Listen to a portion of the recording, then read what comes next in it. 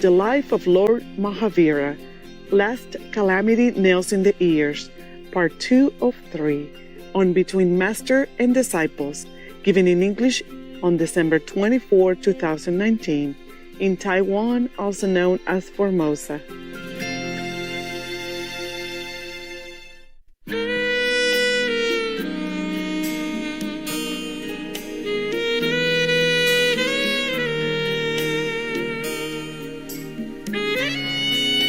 Okay, now I am reading something for you. This is the last calamity for Lord Mahavira, namely nails in the ears. It's terrible. Imagine that. Okay, be prepared, okay? Otherwise you might feel too shocked and too painful mentally, yeah. After spending the 12th monsoon stay of his period of practices in Champa, Lord Mahavira Swami arrived outside a village named Chahamani and stood in meditation. It was dusk and a cowherd was returning home from his farm. He said, "Ascetic, please look after my oxen. I will return in a few minutes." By the way, cameraman, you have to also some show this side sometimes, yeah? It's biased, because I saw on TV, mostly always show this side. Yeah, and this side, just a split second sometimes. What have you against the men? Huh? My men. Huh?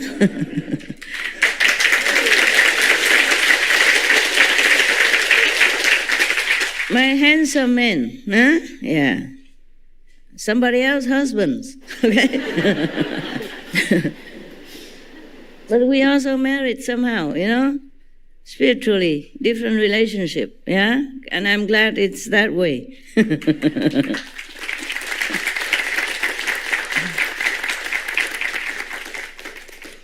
Actually, like Mother Teresa, she also wear a ring. And like all the nuns in her order, or maybe some other nuns in other orders as well, they wear a ring. It symbolizes marrying to Jesus. Yeah, so they stay single. Be faithful to one husband only, even though he no longer exists. Well, if they know what their husband look like now, if he ever come back, yeah, he might not look the same. Nobody looked the same all the time, during incarnations, after incarnations. I want to say something here. I want to put a calendar here. When you think Lord Mahavira just standing to meditate all the time, yeah, standing, and you think it's easy. It's not. Okay? We are not donkeys. Donkeys and horse, they can sleep standing. They have 4 columns to support them.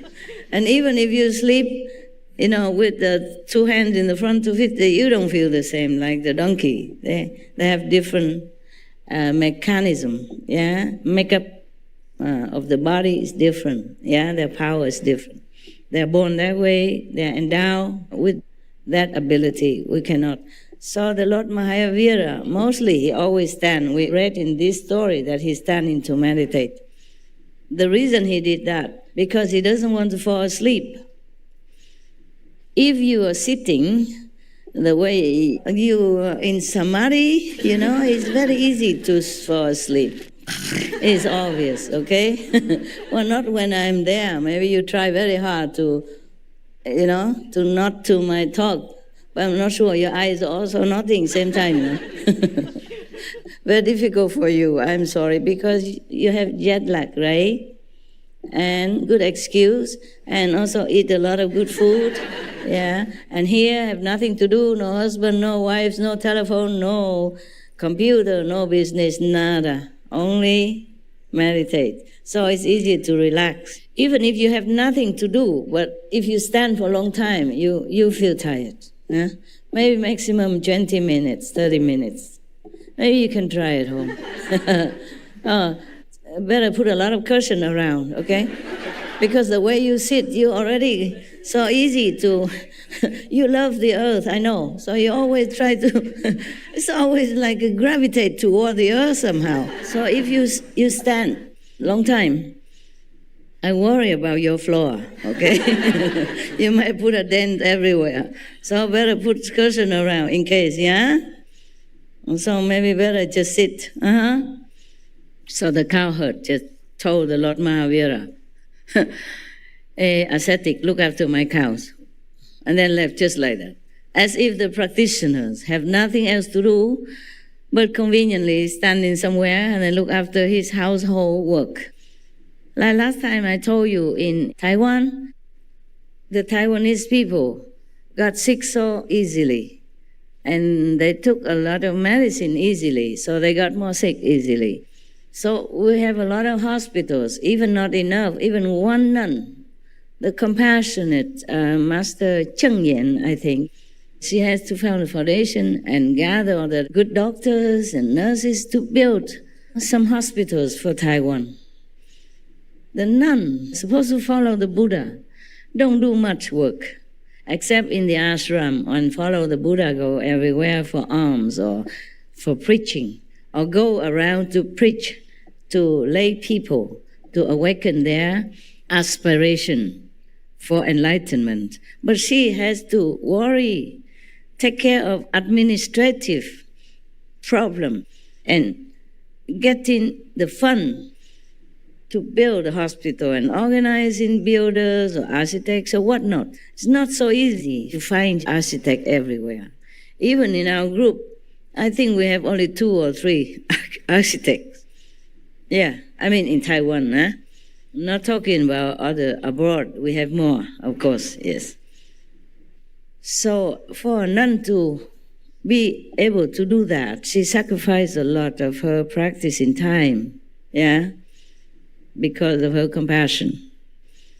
Like they call it 子期功德会, huh? What is it in Chinese? 慈济功德会, meaning compassionate, meritorious association. So in order to find all these architects, and builders and materials in a small island like this, it's not all that easy for her. I know that from my own experience. Or maybe she has better luck. She finds better architects, better disciples, better builders, disciples, or outside disciples, or outside non-disciples. I don't know. But my experience is totally very, very below zero disappointment. I also do not blame them because maybe it's my price I have to pay. It's just that even if it's the price, it's difficult to find people to work. It's very unfavorable for my job, for my job. To organize things and to build things for all of you to come, to be comfortable, to sit comfortable against the element, especially for 7 days. We have no break. Yeah, we have to meditate day and night. You should meditate at night also. You try.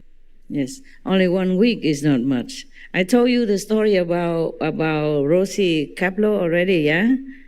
For 2 weeks long, they meditate in the temple, Japan. Yeah. And if you sleep, they go and beat you. And not painfully, just to wake you up a little bit, yeah? And lucky they don't have a lot of people there to meditate. If that temple have like you here, so much number, I think the monk would be very tired, going beating everybody, all of you. I don't see anyone that not deserve to be beaten. Yeah, I mean in different timing, of course. You take turn, you know that. Okay, maybe the first group take a relaxing posture, and then the next one you take turn somehow. But even then, so many people to wake up, I think the monk will be very, very exhausted. So they meditate day and night for 2 weeks long, yeah?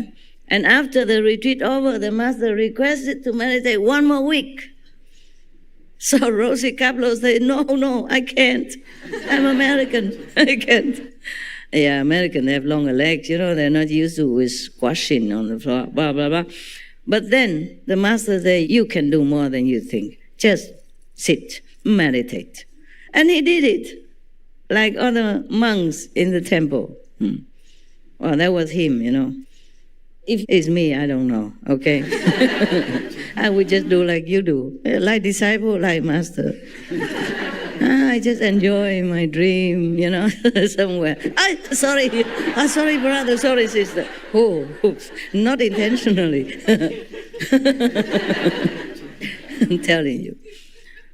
People are so funny, Not only they don't go into renunciation to keep themselves progress, in the spiritual practice. They even see one who tried to practice like he has nothing to do. Take care of my cows. Just like that. Last time there was another cowherd also told Lord Mahavira to take care of his cows. And then the cows got lost somewhere and then he blamed him and he beat him up, etc., etc. Just like that. People in this world are truly funny, cruel, and so ignorant, so ungood. I want to say bad, but I don't. And sometimes when I'm talking to you, I'm in the present time all the time. And the story became like vividly present to me that I forgot to speak in the past tense. You should understand, okay? Like instead of did, I say do. Instead of was, I say is. It's okay, who cares? I'm not pretend to be an English professor and knowing all the English grammar or stuff like that. Nowadays, I'm too busy sometimes. Like I wrote something, comment on some of the script. And I wrote the word Taiwan. But I say only Taiwan. I forgot the N at the end and continue writing. Until later, somebody asked me, what is Thai what, master? So I say, you guess, what else? Is there any other Thai around here? I cover myself, I won't admit that I was wrong. Just one end, just put it on and be quiet, yeah? Yeah, sometimes I put one L less or one T more, Because I wrote quicker than I can think, quicker than my mind can react. The inspiration come out quick, even during the working time, not just during lecture or anything.